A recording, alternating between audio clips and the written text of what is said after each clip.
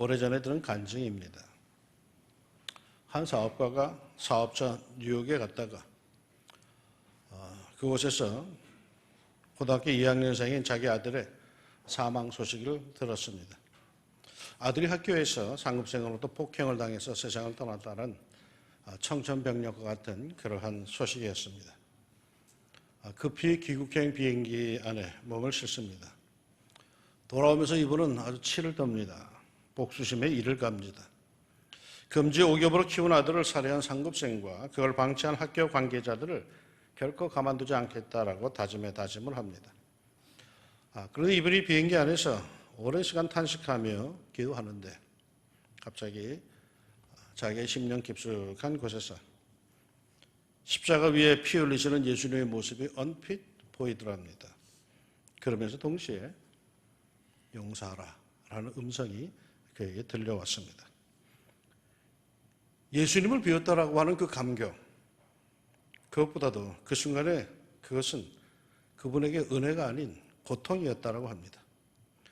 아들을 죽인 원수를 용서하라니요. 돌아오는 동안 내내 원수를 갚겠다는 복수심과 용서하라는 감동에 속을 끓고 또 끓였습니다. 10시간 넘게 날아오는 비행기 안에서 그저 자기 마음속으로 원수를 수없이 살리고 죽이고 살리고 죽이고 합니다. 그러다가 마침내 비행기가 공항에 착륙했을 때 자기가 누구인가? 자기가 예수 믿는 사람 아닌가? 라는 생각 속에 원수를 용서하리라 결심을 했다라고 하는 그런 간증을 들었습니다. 피가 피를 부를 수 있는 비극적인 사태를 예수 그리스도의 사랑으로 자신의 신앙심으로 아름답게 해결을 한 것입니다. 여러분, 은근히 인간의 삶이 복수심에 온 생애를 보내는 마치 무협지와 같다면 정말 우리에게 소망이 있겠습니까? 끝없는 복수, 갚아줌 속에 과연 우리에게 평화가 자리 잡을 수 있겠는가 말이죠. 진정 평화와 행복을 원한다면 뭔가 새로운 방법이, 새로운 길이 도입되어야 할 것입니다. 힘에 의한 끝없는 그 복수는 결국은 파멸로 가는 것, 우리가 이미 다 잘 알고 있습니다. 오늘 그 성경 말씀, 예수님을 예수님으로 온 세상 사람들로 바라보게 한 그런 말씀입니다. 그러나 정작 그리스도인들은 제일 자신 없어 해하는, 가장 깨름직게 하는 말씀 중에 하나입니다. 한마디로 원수가 생겼을 때 우리는 어떻게 해야 할 것인가를 말씀하시는데 정말이지 고민입니다. 원수, 어떤 이가 우리의 원수입니까? 이렇게 소개됩니다. 39절에 누구든지 내 오른편 뺨을 치거든. 누군가가 내 오른편 뺨을 칩니다. 그런데 생각을 해보십시오. 사람들은 대개 상대방 뺨을 칠 때 오른손을 이용합니다. 그러면 대부분 당연히 상대방 왼뺨이 맞습니다. 그런데 예수님이 말하는 이 원수는 내 오른편 뺨을 치고 있다고 합니다. 이 사람이 왼손잡이가 아니라면 도대체 어떤 사람일까요? 두 가지의 경우를 생각해 볼 수가 있겠죠. 오른손 등으로 내 뺨을 친 경우입니다. 이거 아주 모욕적인 행동이죠. 그리고 이 사람은 다시 손바닥으로 내 뺨을 칠 의사가 있는 사람입니다. 나를 무시하고 나를 모욕하고는 계속해서 나를 해하려고 하는 악한 사람입니다. 또 다른 경우는 내 뒤에서 내 오른편 뺨을 친 경우입니다. 내가 방심하고 있을 때, 마음 놓고 있을 때에 내 뒤에서 기습하여 오른뺨을 친 경우입니다. 치사한 인간이죠. 정면 대결로는 승산이 없으니까 뒤에서 급습한 비겁한 사람입니다. 그러니까 예수님께서 언급하신 첫 번째 원수는 나를 무시하고 나를 계속 멸시할 의사가 있는 사람이거나 아니면 비겁하게 뒤에서 나를 치는 사람, 세상 말로 뒤통수 치는 그러한 사람입니다. 다음으로 나오는 원수는 40절, 또 너를 고발하여 속옷을 가지고자 하는 자입니다. 부당하게 재판을 걸어서 내 재물을 빼앗아 가려고 하는 그런 사람을 말합니다. 물질적 손해를 끼치고 부당하게 내 것을 착취하는 그런 원수를 말합니다. 우리네 같은 서민들은 경찰서, 법원, 검사, 고소, 고발, 출두 이런 소리만 들어도 거저 가슴이 절렁하고 벌렁벌렁해지는데 이들은 법을 악용하여서 멀쩡한 사람들, 서민들을 겁주고 자기에게 유리하게 법 해석을 하면서 남의 것을 착취하는 그런 악한 사람들입니다. 41절에 또 누구든지 너로 억지로 오리를 가게 하거든. 당시 로마의 법에 로마 군인은 필요시에 일반 백성들을 억지로 노역시킬 수가 있었습니다. 군대가 어디론가 이동할 때 일반 백성의 노새나 인부를 억지로 징발할 수가 있었습니다. 힘과 권세를 가지고 나를 억누르는 사람을 말합니다. 배운 게 좀 없다고 해서, 가진 게 없다고 해서, 힘이 없다고 해서 나를 무시하며 공권력으로 나를 억압하는 사람을 말합니다. 42절 내게 구하는 자, 내게 꾸고자 하는 자, 맨날 나에게 와서 꾸어달라는 사람, 이것도 사실 고역입니다. 날마다 꾸어달라고 갚을 능력도 없으면서 무조건 달라고 하는 사람, 그 도가 지나치면 불쌍한 지경을 넘어서 왼수입니다. 그러니까 예수님께서 말씀하신 원수들을 종합하면은 나를 무시하는 사람, 비겁하게 나를 넘어뜨리려는 자, 법법하면서 교묘하게 내 재물을 앗아가려는 자, 힘과 권세와 지위를 이용하여서 내 인권을 무시하고 내 노동력을 착취하는 자, 갚지도 못할 거면서 맨날 찾아와서 우는 소리로 꾸어달라고 하는 사람, 나에게 해를 끼치는 원수들입니다. 어떻게 해야 합니까? 원수가 생겼는데 이 원수를 어찌하노? 이렇게 주님이 말씀하셨습니다. 나는 너희에게 이르노니 악한 자를 대적하지 말라. 누구든지 내 오른편 뺨을 치거든 왼편도 돌려대며 또 너를 고발하여 속옷을 가지고자 하는 자에게 겉옷까지도 가지게 하며 또 누구든지 너로 억지로 오리를 가게 하거든 그 사람과 심리를 동행하고 네게 구하는 자에게 주며 네게 꾸고자 하는 자에게 거절하지 말라. 기가 막힌 말씀입니다. 기가 막히게 좋은 말씀이란 뜻이 아니라 기가 막혀 한숨이 나오는 말씀이란 뜻입니다. 어떻게 이렇게 살 수 있습니까? 예수님 당시에 이스라엘 사람들, 그들의 윤리, 그들의 사회 정의는 이러하였습니다. 눈에는 눈, 이에는 이. 즉 눈은 눈으로, 이는 이로 갚으라는 것이 사회의 윤리요, 사회의 정의였습니다. 그래서 레위기 24장 20절에 상처에는 상처로, 눈에는 눈으로, 이에는 이로 갚을지라. 남에게 상해를 입힌 그대로 그에게 그렇게 할 것이며. 신명기 19장 21절에 네 눈이 긍휼히 여기지 말라. 생명에는 생명으로, 눈에는 눈으로, 이에는 이로, 손에는 손으로, 발에는 발로이니라. 출애굽기 21장 23절 이하. 그러나 다른 해가 있으면 값되 생명은 생명으로, 눈은 눈으로, 이는 이로, 손은 손으로, 발은 발로, 된 것은 된 것으로, 상하게 한 것은 상함으로, 때린 것은 때림으로 갚을지니라. 이렇게만 한다면 얼마나 시원하겠습니까? 자기가 당한 대로 상대방을 갚아만 준다면 세상에 10년 묵은 채증이 다 내려갈 정도로 시원한 겁니다. 이것만큼은 그저 구약대로 살자고 하는 사람도 있을 정도로 이 방법이야말로 사회의 정의를 지켜주고 원한을 풀어주는 적극적인 방법같이 보입니다. 그런데 이 사실을 우리가 잊어서는 안 됩니다. 본래 구약 성경이 이렇게 이에는 이, 눈에는 눈의 동해 보복법을 말하는 것은 당시 동해 근동 지역의 다른 나라의 법과는 그 의도가 취지가 다릅니다. 하나님께서 원하시는 것은 그런 세상적인 보복법이 아닙니다. 율법이 동해 보복법을 주장한 것은 철저하게 개인적으로 보복하는 일을 금하기 위한 것입니다. 그 사회가 공동체가 법으로 그것을 집행할 일이지 무협집에 나오듯이 힘을 키워서 자기 뜻대로 복수하는 것이 아닙니다.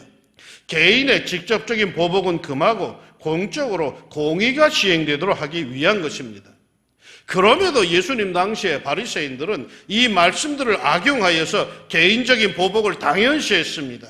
그들은 성경을 인용하면서도 성경의 참 의미, 하나님께서 정말 원하시는 것을 도외시하고 사람들의 귀에 듣기 시원한 것들만 골라서 그렇게 주장하고 그렇게 가르쳤습니다.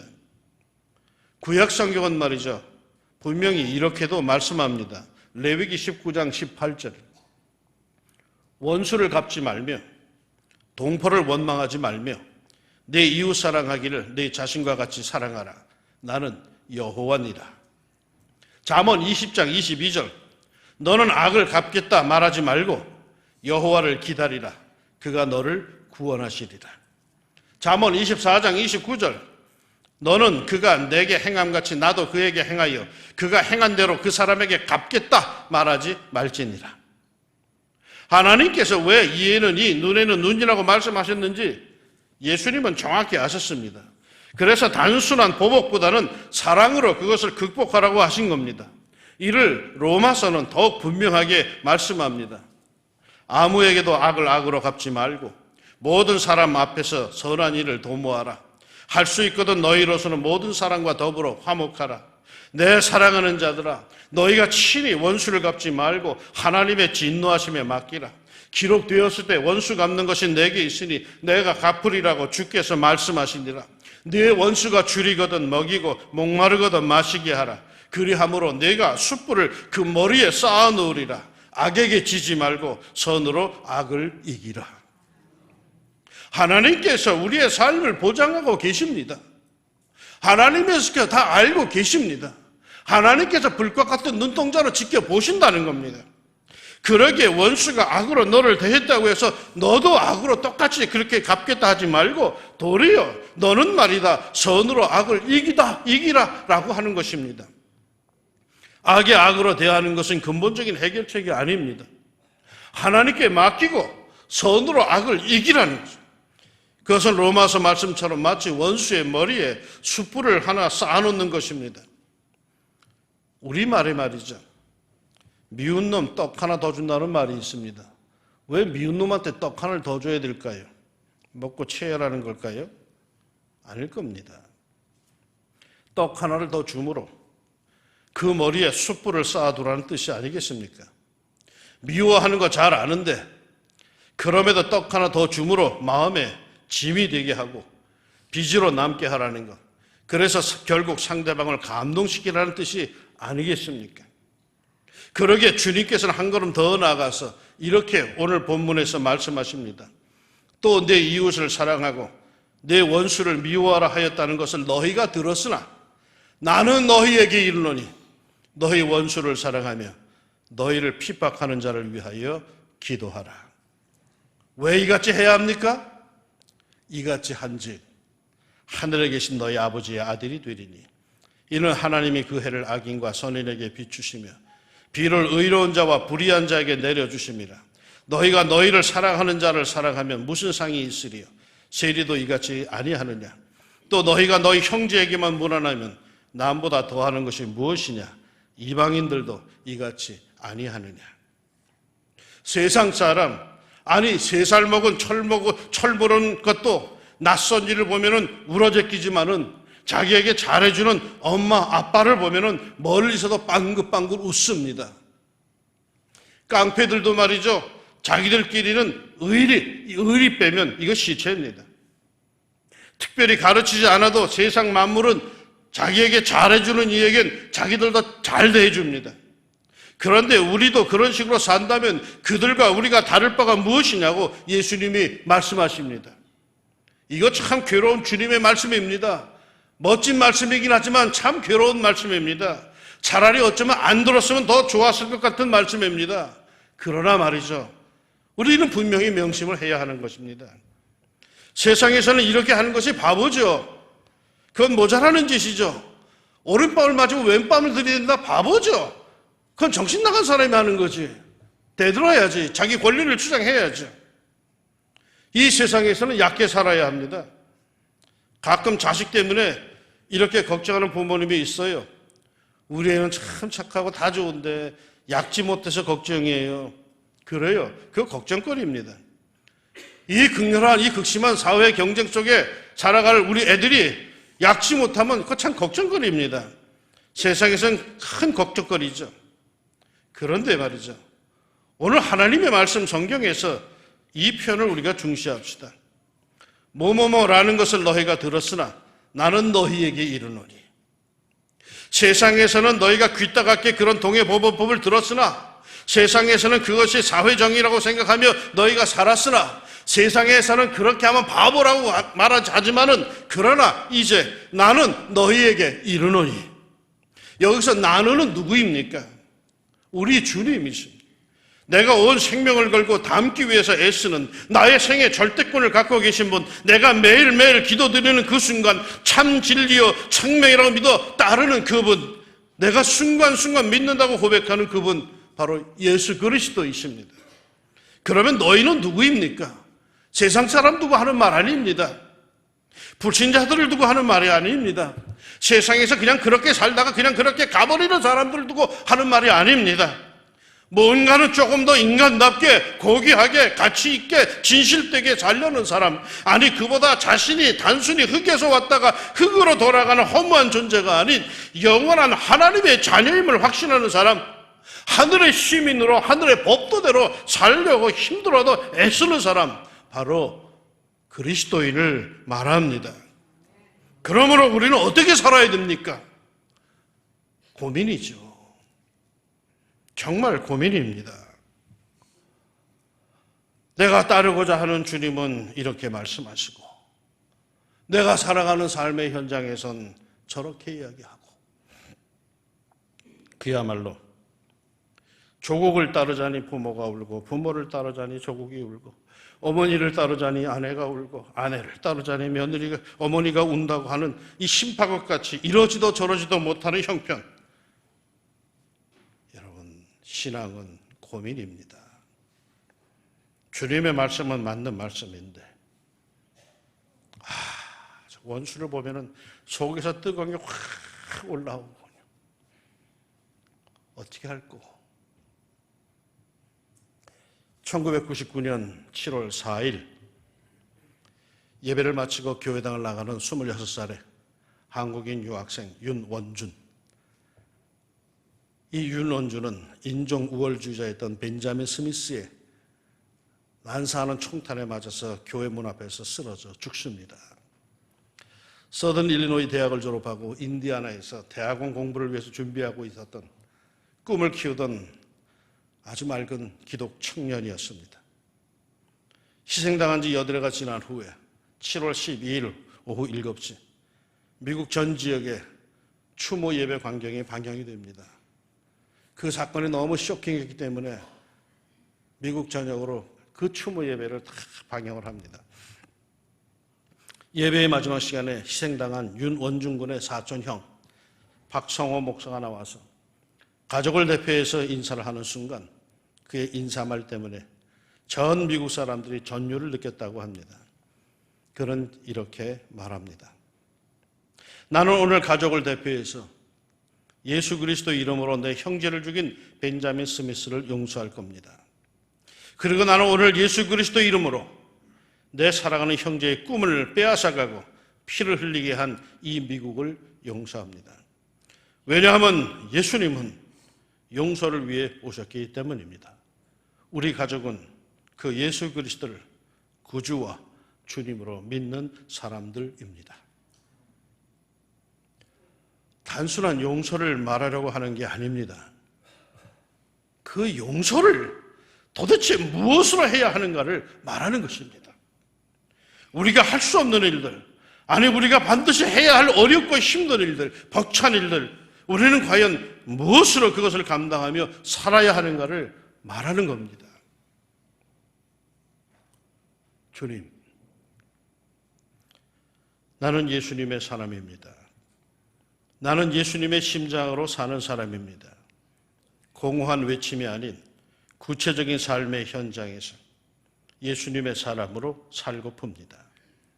세상을 두려워 말고, 시선을 버거워 말고, 계산에 떨지 말고, 이럴 때 예수님이라면 어떻게 하셨을까? 그것만을 생각하고 그에 따른 성령의 감동만 따라가렵니다. 주님, 오늘도 나를 도우사 담대히 예수님의 사람으로 살게 하옵소서. 내게서 예수님의 모습과 그리스도의 향이 물씬 풍겨나는 아름다운 날이 되게 하옵소서. 예수님의 이름으로 기도합니다. 아멘. 뭔지 아시죠? 어디서 좀 들어봤는데 라고 생각되시죠?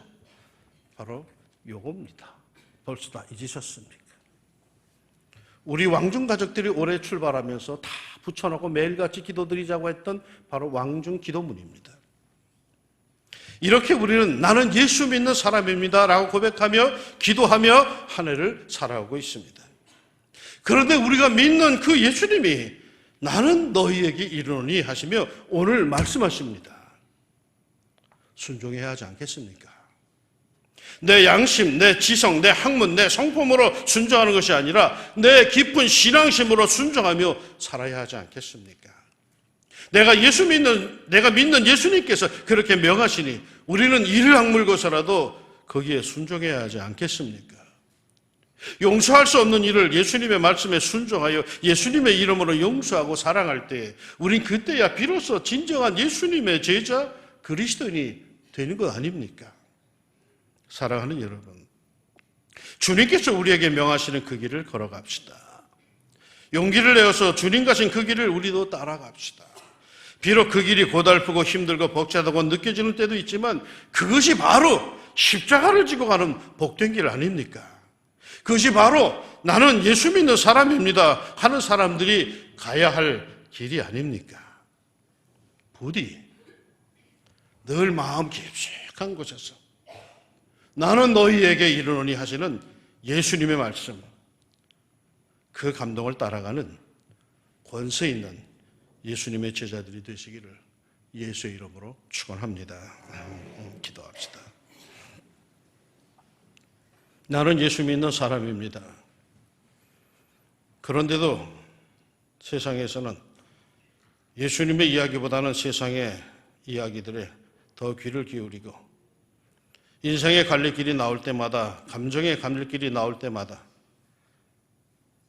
세상의 논리와 세상의 이리를 더 따라갔습니다. 예수 믿는다고 하면서도 부끄러운 저희들입니다. 예수님께서도 이미 다 아시고 세상에서는 다 그렇게 얘기한다, 그렇게 가르친다. 그러나 나는 너희에게 이르노니 하시면서 오늘 우리에게 주시는 도전적인 말씀들 우리 마음판에 기록하게 하시고 삶의 갈래길이 나올 때마다 주님의 말씀을 먼저 생각하고 그 말씀을 따라갈 수 있는 권세 있는 예수의 제자들이 되게 하여 주옵소서. 예수님 이름으로 기도합니다. 아멘.